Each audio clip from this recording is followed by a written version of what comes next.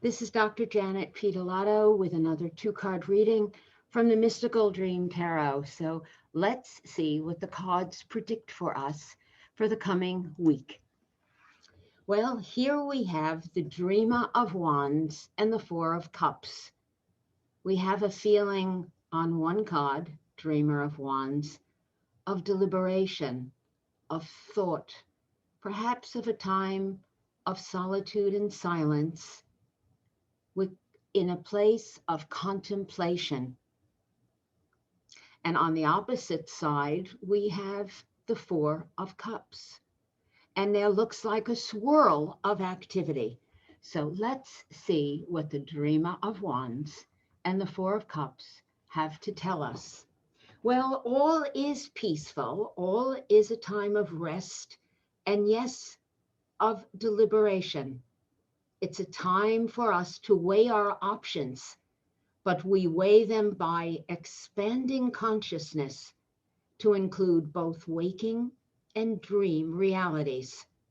In order to make the correct decision, we need to see in all directions. And so here on the card, we see a figure, and she's standing in between land and sea. She's the space in between. The earth grounds her.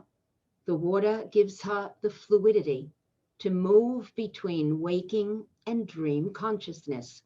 There's light shining down from above with the dove of peace.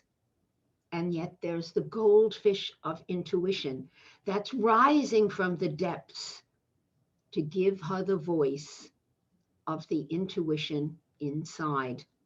The figure is seeking harmony with above and below, within and without, with the trees in the background, with the rising of the air around her.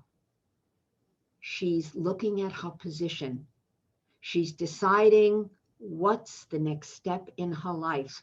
This is the creative spirit that needs to step back from everything in order to make a discovery, in order to move ahead, in order to move with passion and energy. So it's a time for us to take our dreams seriously and reflect upon them, bring them forward.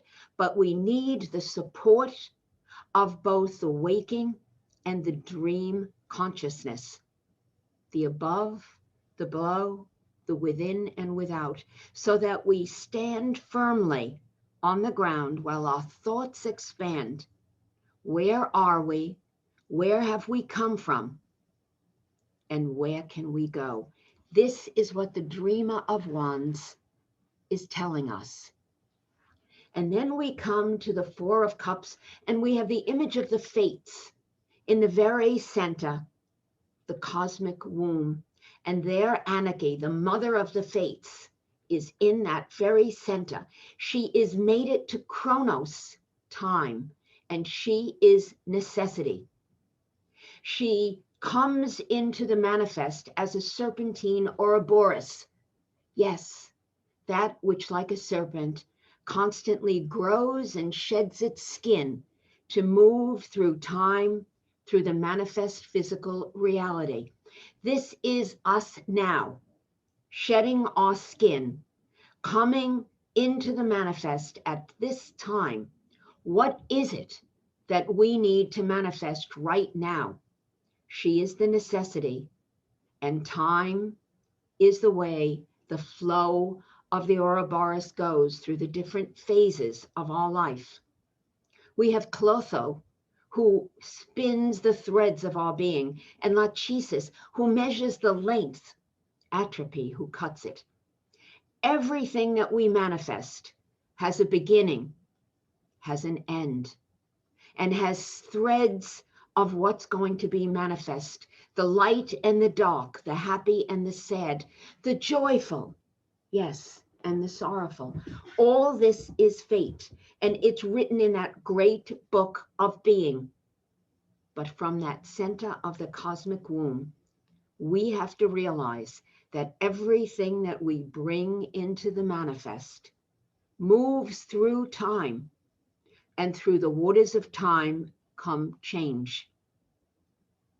Each lives for a while before it evaporates and moves beyond us, and we shed our skin for something else to come. So, what does this tell us? We must honor necessity right now in our lives. We must remember what it is that we can accomplish as individuals.